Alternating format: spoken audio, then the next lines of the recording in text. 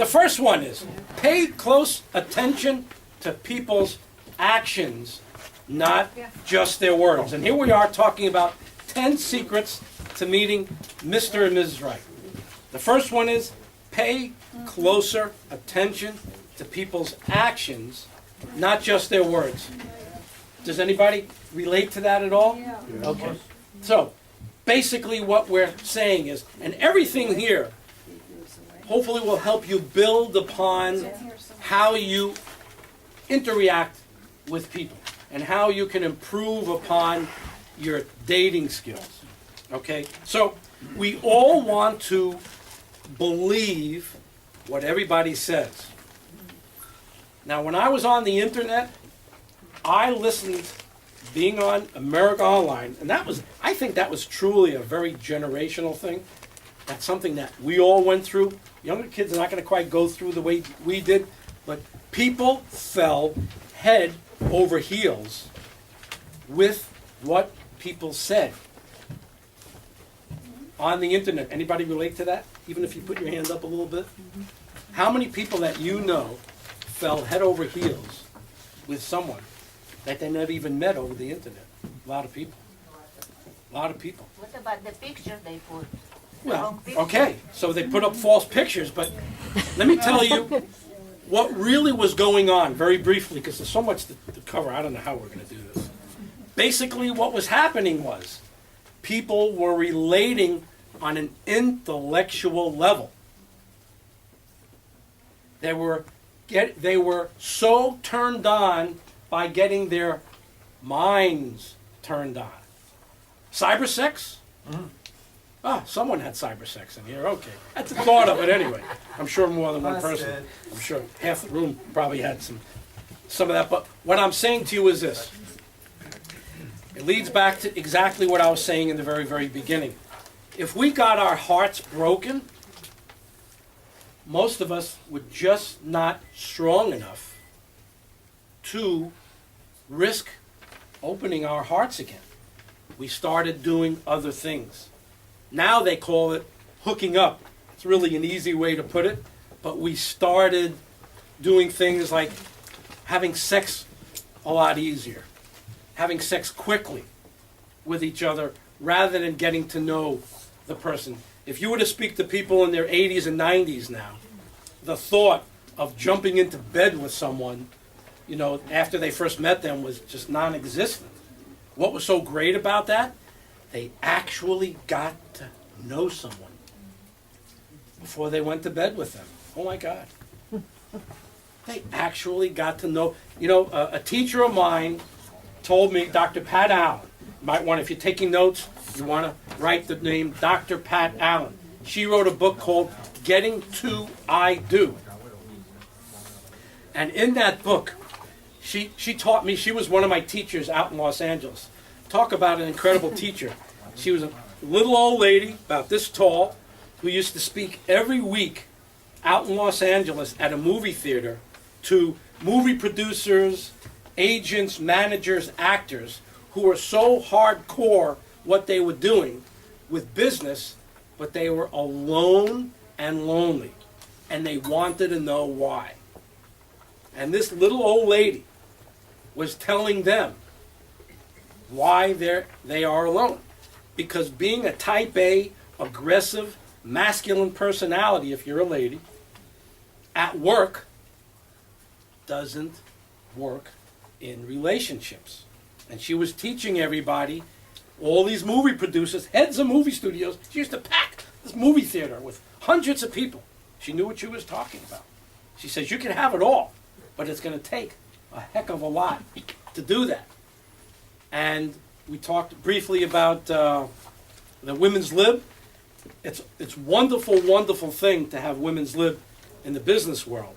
But I think it's done some things in our personal lives that have really made things a lot more challenging and a lot more difficult when it comes to falling in love. So, pay close attention to people's actions, not just their words. And the big example of that was listening to what people said on the internet. You never even met them. They want you to fall in love with them. You want to fall. It's not about the intellect. It's like oil and water. The intellect, you can't fall in love with deep feelings intellectually. The reason why is that your mind changes. That's why it's so difficult to date now. Because we find someone that we like, and they're so in their heads, they're so in their minds, protecting their hearts, that their minds change quickly. Where all of you know in this room that when you have loving feelings in your heart, that doesn't change every week. You don't just change. It stays with you maybe forever. So our goal is to want to be able to open up our hearts again, as scary as that might sound. Because if we don't, there's a very, very good chance, like Dr. Pat Allen would say, that you're going to be alone and lonely, and you're going to die, and there won't be anybody around you to be there for you. You have to be able to make changes in your life. Things aren't working great these days. If they're working great for you, excellent. But if they're not working great for you as far as attracting someone, there has to be other ways to do it. And mainly one of the most important ways to do it is try not to lead with your head and what you think about relationships. Try to lead with your heart. And I know there's plenty of things you can get mad at me for saying lots of stuff, but the heart is where it's at. Heart to heart relationships, where it's at, not head to head. Give an example. Well, the example of what I was saying on the internet, your head gets stimulated, and then you change your mind.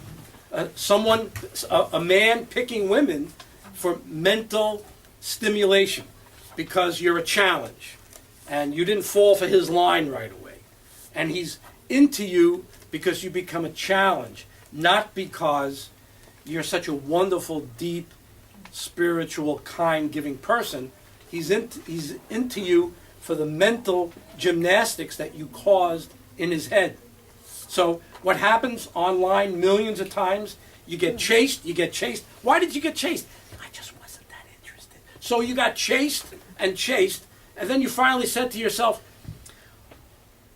this guy is really a nice guy. He's so sweet, he's so kind, he's been so good to me, he's taken me out to dinner. I should really give him a chance. You didn't like him at first. There was definitely something not right, but he kept going after you and kept going after you, feeding your ego, making you feel good, complimenting you, taking you out. Then all of a sudden, about 6 months down the line, after hearing that he loved you a dozen times, 100 times, you said, you know what? This guy is really a pretty, you know what? I kind of love him too. I think I've fallen in love with him. So what do? He says to you, I love you, like he said it 100 times, and then you say to him, you know, I love you too. Watch his eyes. If his eyes drop, go to the side, like what do I do next? Go to this side or look up.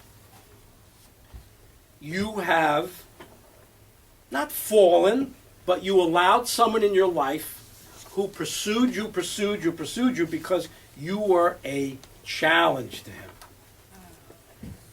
And he was mentally stimulated by you not caring about him all that much. That's an ugly thing.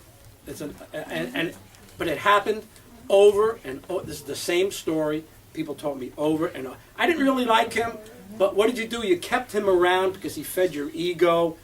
So it's not just his fault. It's a combination. If we lead with, I think I'll keep him around. I think he's okay. You know, he's taking me out to dinner and he's telling me how. I think, where's the oil in the water? You know, if you're not feeling it for that person, at least a little bit in the beginning, let him go and find another challenge someplace else. Okay, we're never going to get through all